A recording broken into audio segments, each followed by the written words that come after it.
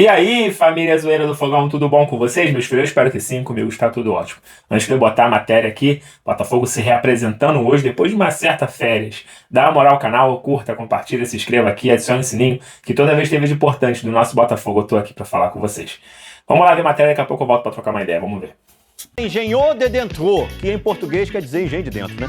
Débora Gares está lá em frente ao Nilton para trazer as informações do Botafogo pra gente. Caprichei no francês, Débora. Opa, nem arrisque, Escobar. Boa tarde para você, boa tarde para todo mundo que nos acompanha. Começo dizendo que os jogadores do Botafogo se representam hoje à tarde no CT do clube, depois de 4 dias de folga, que foram bem aproveitadas pelos jogadores. Quem não vai estar com eles é o atacante Savarino, que está com a seleção venezuelana. O grupo agora começa a preparação para o clássico contra o Fluminense, terça-feira que vem, aqui no Nilton Santos, pela 8ª rodada do Campeonato Brasileiro. E a expectativa é que até lá seja possível recuperar jogadores lesionados, como o meia Eduardo, que inclusive está no finalzinho já da transição, depois de ter sofrido uma lesão na coxa. Botafogo que vem muito bem nesse momento da temporada, classificado para as 8ª de final da Copa do Brasil e da Libertadores, e que no Campeonato Brasileiro está em 3º lugar na tabela, com 13 pontos, apenas um a menos que Flamengo e Bahia, que são os primeiros colocados, ou seja, está super na briga pela liderança da competição, Escobar. Valeu, Débora Gares em cima da notícia em todos. O John Textor publicou um vídeo do VAR da partida entre Botafogo e Palmeiras do ano passado. Cadê, Rodolfo? Quanto tempo tem? Longa, longa, boa disputa, chegou na bola. Atenção tática. Pode cartão amarelo. Sugiro revisão para possível doxo, tá? Aí, pode parar aí. Aqui mesmo atrás. Antes um pouco. Aí. Tiro livre direto, cartão vermelho por 37 por Doxo. 34, okay. Adrielson. 34. Eu quero. Vocês estão igual o... Vou nem falar. Vocês podem botar o VAR direito? Nem aqui vocês estão botando o VAR. Vocês não botaram a parte mais importante do vídeo. Vocês esqueceram? O que é, gente? Essa não é a parte mais importante do vídeo. A parte mais importante do vídeo é a parte em que ele mostra o pedaço da câmera que o Trace não escolheu botar, porque... Lembrando que isso foi um cartão amarelo dado pelo árbitro de campo, numa falta. E aí eles pedem no VAR, olha, vai lá avaliar um possível cartão vermelho, porque a gente viu aqui que pode ser. Ele está atingindo as 4 categorias que se tem ali para um cartão vermelho. Só que eles não entregam também uma câmera que tem, que é a câmera em que mostra claramente que o Adrielson dá um bico na bola, a bola bate no jogador do Palmeiras e por isso a bola vira uma trajetória para dentro da grande área, porque na verdade a bola, obviamente o cara corria na linha de fundo, tinha um marcador do Botafogo quase chegando aqui, um cara do Palmeiras, ele provavelmente ia começar a entrar na grande área ou até cruzar, a gente não sabe. Essa imagem que ele não entregou. Entendendo que se ele toca primeiro na bola o Adrielson, ele quebra aquelas 4 características de um cartão vermelho. E de fato, mostrando essa imagem aqui, ó, isso aqui não é um cartão vermelho. Porque ele quebra uma das 4 características e passa a ser um cartão amarelo. Porque mostra que ele não está com controle total e o Adrielson toca na bola primeiro antes de tocar nele. Então, essa câmera aqui, o que o John levantou no post dele é que essa câmera aqui, ela não foi mostrada para o árbitro de campo. Então, o cara que pediu a revisão de VAR para olhar o cartão vermelho, que é o cara do VAR, ele não entregou essa imagem para o árbitro de campo, que está ali no campo vendo tudo rapidinho. E fez, no caso, a escolha certa, que era o cartão amarelo. Lucas Pedreza, a sua opinião, que é a minha contaminada de clubismo. Tá Não, bom? a minha opinião é que foi um erro grave. É um erro grave porque, na verdade, na minha visão, a decisão inicial do Braulio dentro de campo foi a decisão correta. Porque o Adrielson, apesar de chutar a bola e tocar no Breno Lopes... Era o Breno Lopes? Puxa a camisa. Exatamente. Ele faz a falta. Ele impede o Breno Lopes de chegar na jogada. Então, pra mim, é cartão amarelo. O que, dentro da reclamação do John Textor, não estava enquadrado é justamente a posse de bola do Breno Lopes, que de fato não tinha. O Adrielson chega primeiro, o Adrielson chuta em cima do Breno Lopes. Se ele não impede o Breno Lopes ia sair em direção ao gol. Certeza. Mas não tem controle. Então, não tem elemento para dar o cartão vermelho. E quando o Trace não exibe essa imagem ao Braulio, ele induz o Braulio a achar que o Breno Lopes tinha o controle da bola. E aí o Braulio vai lá e dá o cartão vermelho. Eu não consigo falar, Fernanda, e cravar aqui que foi algo manipulado. Sim. Mas que teve um erro grave e que pode sim ter decidido um jogo importante, que foi pra mim o jogo do campeonato, isso é fato. Foi o jogo do campeonato. Pra quem não lembra, nesse momento tava 3-1 pro Botafogo. Isso é fato. E desculpa, ficar com um a menos O que o erro é Palmeiras não é qualquer coisa. Mas não então é você, nessa teoria todo né? erro é manipulação? Eu não, olha só, Danilo. Porque ele faz uma acusação de manipulação. Ele diz que o Trace Eu não dá essa câmera. Não, tudo bem, mas isso não permite o John Textor dizer que é uma manipulação. O meu ponto é o seguinte, ele está dizendo que é manipulação. Qual é a prova? Inclusive, ele acusa o árbitro, que é o Trace, né? Trace. É o Pode Trace. mencionar. No VAR. Aí o Trace, ele pode ir à justiça e falar, John Textor, você tá dizendo E que eu ele vai, manipulei. problema dele, né? Não, beleza. O meu ponto é o seguinte, se a gente for tratar todo erro como manipulação, ferrou. A gente vai, toda partida Mas a eu vou gente vai dizer uma falar coisa aqui aqui. que tá tendo Eu manipulação. vou dizer uma coisa aqui que é o seguinte. E outra, às vezes vai uma crítica a John Textor, ele tá no Brasil.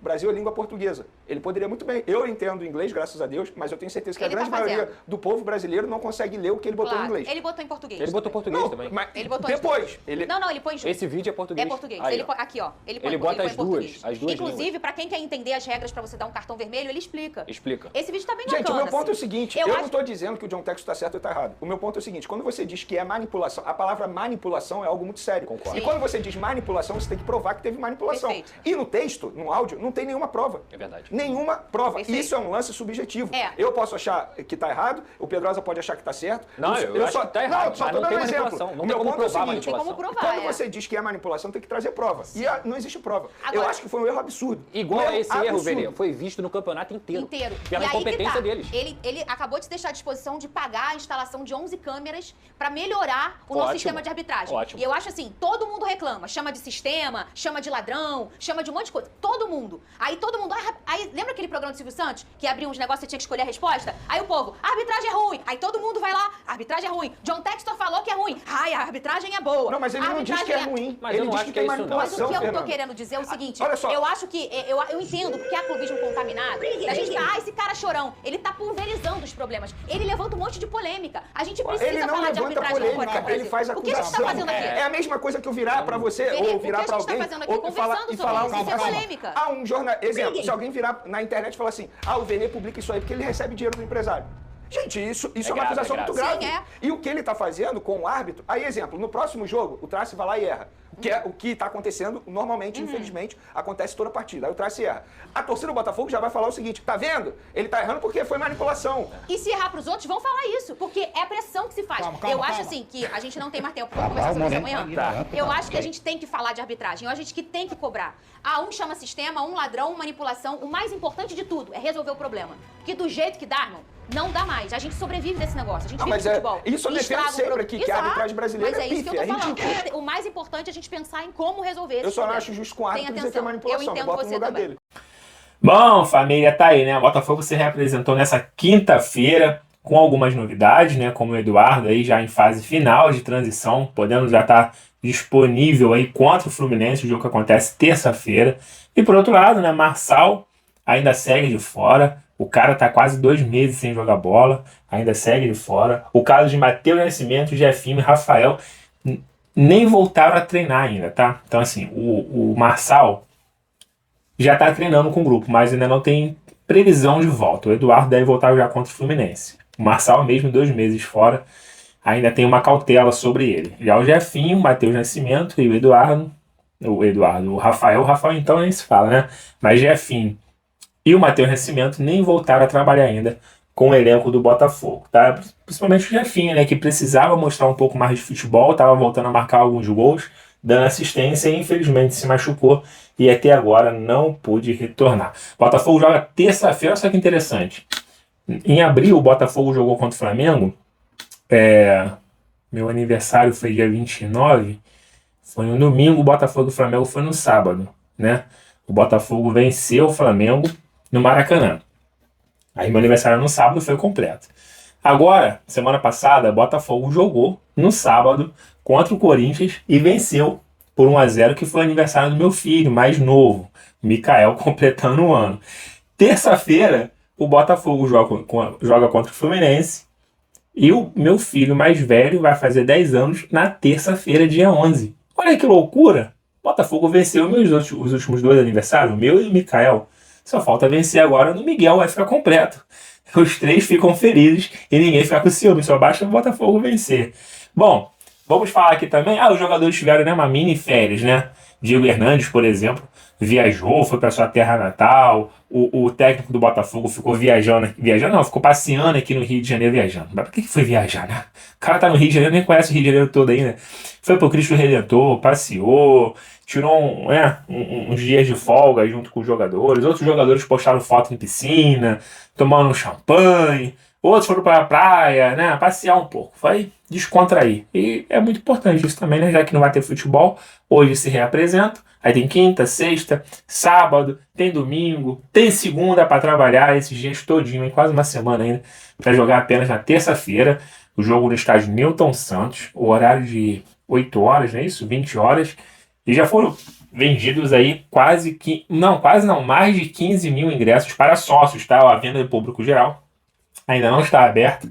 E aí só os sócios já conseguiram aí bater mais de 15 mil, ou seja, expectativa aí para quase 30 mil pessoas. Até o dia do jogo vai bater quase isso. Casa cheia para esse jogo, que o Botafogo está aí atrás de Flamengo e Bahia, apenas um ponto nessa corrida do Campeonato Brasileiro. Muito bem encaminhado na Sul-Americana, bem encaminhado na Copa do Brasil. Esse é um Botafogo que ainda está chegando reforços, né? O Igor Jesus já está aqui no Brasil, vai assinar com o Botafogo logo, logo. Tem o Alan, né, para poder chegar também aí. E quem sabe o John Textor, depois de todas essas tretas com Leila e Palmeiras, não coça um pouquinho mais o bolso aí para poder, né, chegar um dinheirinho.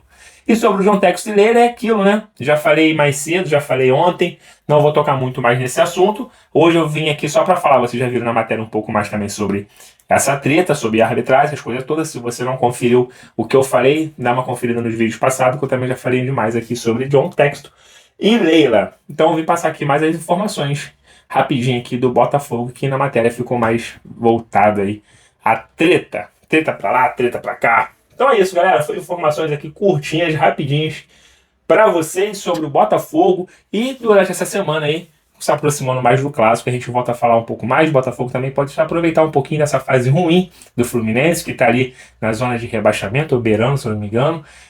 Acho que tá na zona de rebaixamento, né?